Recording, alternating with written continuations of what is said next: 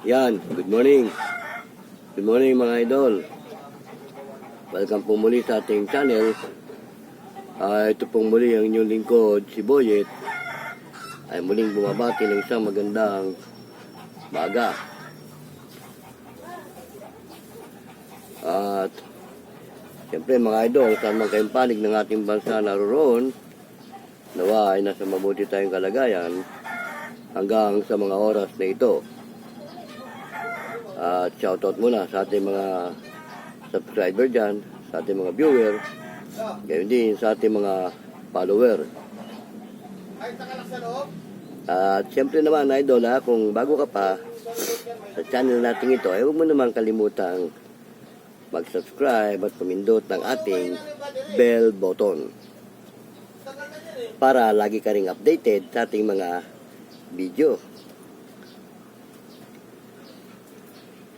Pero mga idol, nandito ako ngayon sa aming bodega at habang nagliligpit ng mga gamit na pinaggamitan, mag-content muna tayo, shoutout muna tayo sa ating mga viewers, sa ating mga follower, ngayon din sa ating mga subscriber. At siyempre naman, lahat na lang ng ating mga idol ay binabati natin ng isang magandang umaga. Alam niyo ba mga idol, katatapos ko lang magligpit ng aming mga gamit na pinaggamitan, kaya narito ako ngayon sa aming bodega. At eto, at may dito walang istorbo dahil ako lang nandito mga idol. Pero tulad pa rin ng dati, tayo naman magkukwentuhan lang sa maikling sandali. Sana ay samahan nyo ko para naman may makasama ako sa buong panahon ng ating kwentuhan. Diba tama mga idol?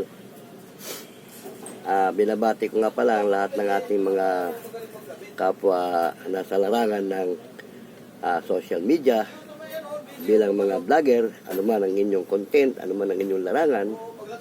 Mga idol, binabati ko kayong lahat. Alam ko sa mga oras na ito, busy rin kayo sa inyong mga ginagawa. Ano man inyong pinagkakaabalahan sa oras na ito, go lang. Dahil ganyan tayo talaga mga idol. Tayo naman wala naman tayong papaksain ngayon, kundi magkukwentuhan lang tayo. At meron lang ako mga ilang bagay na ikukwento sa inyo tungkol sa mga mga bagay-bagay na may kaugnayan sa ating paligid, para naman kahit paano makapag-live tayo ng ganito. Pangunahin nga pala binabati ko dyan, shoutout muna sa aming barangay captain, sa honorable naming barangay captain na si Honorable Ding Polo, hindi sa aming mga kagawad. Nakasama ko sa larangan ng serbisyo publiko. Siyempre, batiin ko na rin ang lahat ng aming mga kasama sa barangay, tulad ng mga staff, barangay staff, utility, sa health, sa bantay bayan, gayon din sa mga environmental police. Siyempre, sama na natin pati yung ating mga PSD dyan at yung mga ibang nasa larangan ng serbisyo publiko dito sa aming barangay. Pero siyempre, hindi ko makakalimutan ang ating mga co-partner sa larangan ng Lupong Tagapamayapa, itong aming barangay. Shoutout sa inyo mga idol, mga panyero-panyera. Ito ang inyong lingkod, si Boyet. Habang nagpapahinga dito sa aming bodega, ito tayo ngayon, medyo magkukwentuhan lang. Kung may mga nais kayong ipabati, kayong mangimi na maglagay lang dyan sa comment section ng inyong mga nais ipabati sa ating programa. May mga comment din kayo tungkol sa mga nakaraan nating mga kwentuhan, comment nyo lang dyan sa comment section. Malayang kahit sino. Alam nyo ba mga idol, yung nagtanong sa akin nung nakaraan tungkol sa aming negosyo, maganda raw ito pero sabi niya medyo may kahirapan. Sabi niya, maganda yan. Alam ko na rin yan dahil may kaibigan daw siya na nandito sa gantong ori ng negosyo. Inaanyayahan nga din daw siya pero sabi nga niya, wala siyang panahon. Pero mga idol, nabanggit ko na ng mga nakaraang video natin, habang may trabaho ka, sabayan mo na ng negosyo. Dahil nasabi ko na nga, iba ang negosyo, iba ang trabaho. Mas maganda habang may trabaho ka, sabayan mo ng negosyo dahil ang trabaho, nabanggit ko na rin sa mga nakaraang video natin, hindi mo ito may pamamana sa iyong maiiwan. Pero ang negosyo kapag naging successful ka, mawala ka man, mamanahin to ng iyong maiiwan. Tingnan mo mga Chinese, di ba? Salit-saling lahi ang kanilang negosyo. Kaya nga, napagkukwentuhan lang naman natin dahil karamihan sa atin hindi mahilig sa negosyo. Dahil nga, ever since, hindi naman tayo iminulat sa larangan ng negosyo. Iminulat tayo sa edukasyon. Tama ang sabi nga pag-aral ka mabuti para maganda maging trabaho mo pag ikaw ay may tinapos. Which is, tama naman.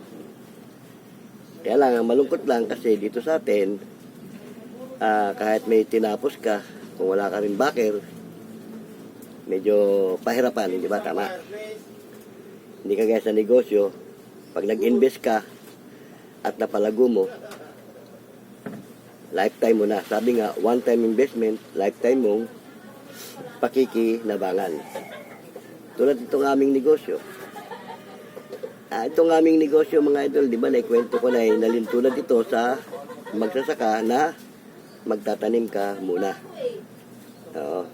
Kaya nga, sabi nung nakakwentuhan ko, mahirap daw. Totoo yun, mahirap yun. Lalo't wala kang pangarap na nais mong matupad. Kasi dito sa aming negosyo, tuturuan kang mangarap. At ituturo din sa iyo paano mo ito matutupad sa pamamagitan ng negosyo. At sa totoo lang sa negosyo, maraming yumaman. Sa mga trabaho, although meron kang matatanggap kapag ikaw nagretiro, pero hanggang doon lang yun.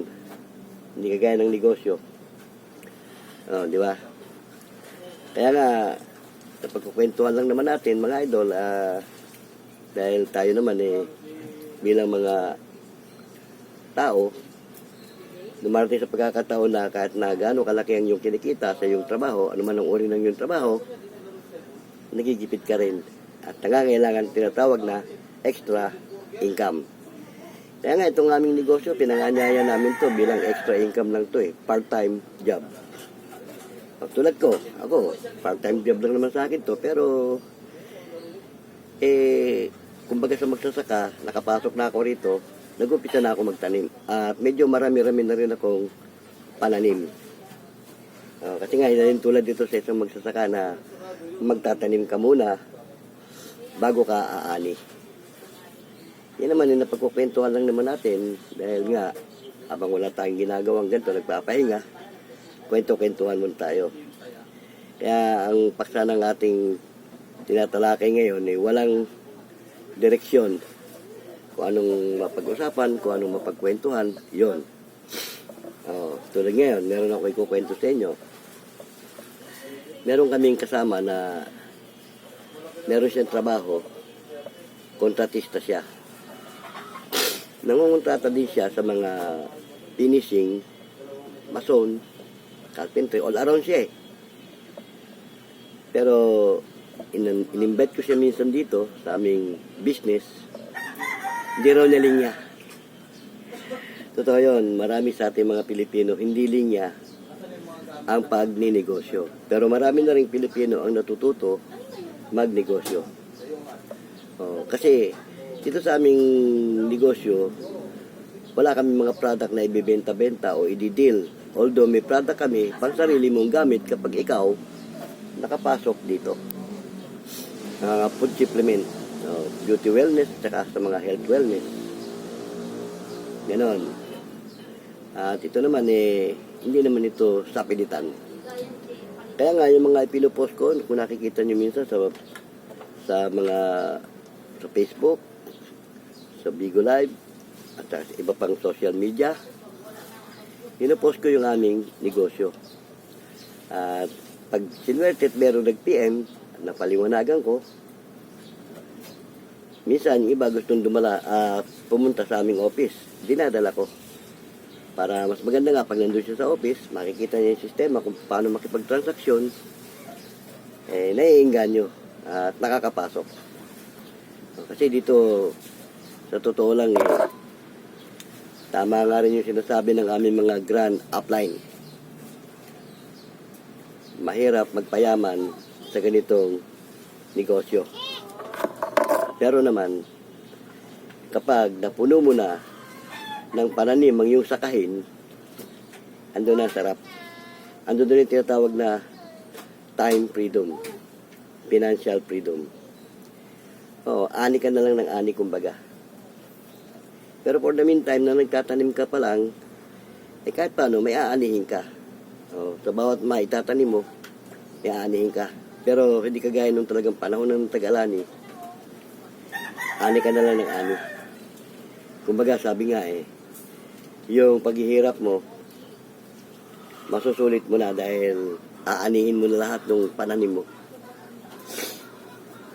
Ganun lang ang sistema sa negosyo ito. Digital marketing to tsaka kasi, hindi ito kagaya ng traditional na instant money. Sa traditional kasi, mga idol, instant money yan Di ba? Tama. Halimbawa, ang business mo, restaurant. O kainan. Tindahan. Yan, mga instant money yan. Once na may naging customer ka, matik. Pera na yan. Hindi kagaya dito, bukod sa mahirap pumanap ng customer, at ang magiging customer mo rito, hindi mo naman magiging customer para customer mo sa business Magiging business partner mo yung magiging customer mo. At the same time, sila ang magiging duplicate mo sakaling gayahin nila yung ginagawa mo. Dahil kung anong ginagawa mo, yun ang gagawin nila Kaya duplication.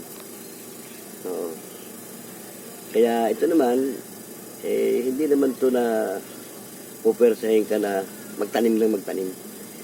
Para kang magsasaka nasa sa iyo ang diskarte kung paano ka magtatanim. At doon sa nagtatanong, bakit daw magtatanim? Ang itatanim mo rito yung mga magiging business partner mo. In the long run, kayo magkakasama sa negosyo. Kung paano ka aani, ganun din sila aani. At kung kayo maniniwala doon sa sinasabi na itong gantong klase pyramiding daw ito at ang kumikita lang yung upline. Hindi po totoo yun. Kasi sample ko na lang ilang beses ko na sinasabi ito. Ako yung sarili ko na lang sa sample ko Yung mga downline ko nga mas malakas pang kumita sa akin. Bakit? Mas masipag silang magtanim Dito kasi when masipag ka magtanim, marami kang aanihin. Di ba? Kung tamad ka magtanim, ayaw kang umasa na may aanihin ka. Bakit? Tamad ka di ba? Ganon, sa sistema ng business namin ito. Kaya sabi ko, hindi ito kagaya ng traditional Sa traditional, walang tanim-tanim doon. Basta't nilatag mo yung sistema ng produkto mo, ano man ang uri ng produkto mo, nilatag mo sa kanila. At binili nila. Instant money. Pinakamaganda nga tindahan o kaya kantin, kainan. Di ba? Yan ang mga traditional business. Pero sa totoo lang, ang mga traditional business, may kalugihan. Pero sa ganito, na digital marketing, wala. Wala kang lugi dito kasi minsan ka nang maglalabas ng puhunan Hindi kaya sa traditional, labas-pasok ang puhunan mo. Kikita ka, lalabas puhunan mo. Kikita ka ulit, lalabas ulit puhunan mo. Binabudget mo. Dito hindi. Once na nakapag-invest ka na, wala na, yun na. Magtatanim ka na lang. Kasi ang investment dito, yung kagaya ng produkto namin, ano ka ng product namin, di ba? Gusto mo maging member dito sa aming business, mag-invest ka ng product namin. Mamimili ka kung yung beauty wellness o yung sa health, food supplement. Kapalit ng investment mo, yung tinatawag na ROI, Return of Investment. Plus, ang magiging kapalit niyan, kakaroon ka ng insurance, accident insurance, lifetime nyo na habang nakakabit ka sa negosyong ito. Tapos, kakaroon ka ng travel incentive. Yun. Kakaroon ka rito kung sa sarili mong trabaho, wala kang tinatawag na yung online website, dito meron. At ang kagandahan dito mga idol, kapag masipag ka talaga magtanim, tulad ng mga naging business partner ko, yung mga naging downline ko, meron dito monthly award. At sa likod ng award na yan, nandiyan na malaking income. Kaya maganda. Sandali po Yun nga, nabanggit ko na nga, ito, mayroong monthly award. At sa bawat award mo na yan na makakamtan mo, nandyan yung malaking pera. Kung sa mga trabaho mo, sa unang pinapasukan mo ngayon, walang award, dito meron. Kaya lang, makakamtan mo lang yung award nga kapag ikaw masipag magtanim. Makaka-award ka ba kung ikaw papetik-petik? At ilang beses ko nang binabanggit ito sa ating mga video ganito. Kapag ikaw balatuba, at ang mga naging kapartner mo, kapwa mo ring balatuba, malamang sa kangkungan damputin ang negosyo nyo. Nakakatawa lang isipin yung ganitong sistema ng negosyo, mga idol, pero totoo. Kaya hindi pwede dito yung balatuba ka.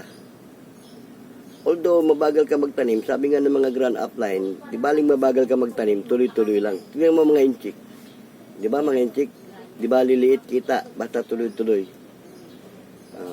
Di ba? Ganon dito. Dahil dahan-dahan ka lang magtanim, unti-unti ka lang nagtatanim, basta tuloy-tuloy lang. In the long run nga naman, sa bandang uli, mapupuno mo rin ng pananim yung mga sakahin mo. Tulad ako, dito kasi mga idol, pag na-hit mo yung tinatawag na multiple of account, kumbaga sa isang magsasaka, 15 kahon ng sakahin. Tataniman mo na lang lahat yon. At pag napuno mo ng pananim yun, nandun ang sarap. Ako mga idol sa 15 sakahin ko, siguro wala pa akong 1/4. Kasi nga, kumbaga sa magsasaka, ako ang pinakamabagal magtanim. Di ba? Pero pag mabilis ka magtanim, masipag ka, yung tinatawag na Fast and the Furious. Marami nag-Fast and the Furious dito. At karamihan dito sa mga kasamahan namin idol, ang mga nagiging top earner dito at mga nagiging successful. Galing sa ordinaryong tao na tulad natin. Nagmula sa wala. From zero to hero. Yung iba, nagsimula sa how, nung bandang uli, wow. Bakit wow? Kumikita na ng malaki. Nakaka 6 digits na sila isang buwan. Pero ito yung lingkod, kahit pa paano naman, hindi pa ako nakaka 6 digits, kahit paano, sabi ko na nga, habang nagtatanim ka, bawat pananim mo, may aanihin ka naman. Paunti-unti. Hindi ka gaya nung talagang pag na full pledge mo na, yung sakahin mo, ando na masarap. Kagaya ng mga iba namin mga upline na mga top earner na ngayon, mga naka full pledge na yun. At yun, mga nag-umpisa lang yun sa itong ganitong part-time. Ngayon, mga naka full time na. Kasi dito mga idol, kapag ikaw yung marami ng pananim, marami ka ng tao, obligado ka na mag full time. Kasi aalagaan mo na Diba, magsasaka pag marami ng pananim, inaalagaan. Kasi kapag hindi mo inalagaan yung mga pananim mo, katulad sa mga magsasaka, pag pinabayaan yung pananim nila, diba, pag inatake ng mga kulisap, malalagas, mamamatay yung mga pananim.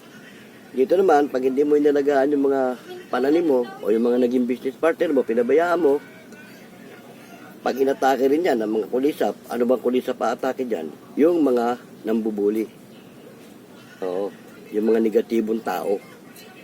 Halimbawa, bago pa lang yung, ano mo, yung business partner mo, may nakakwentuhan, may nakwentuhan ng negative. Pag natanga yun, at hindi mo naalalayan yun, bibitaw.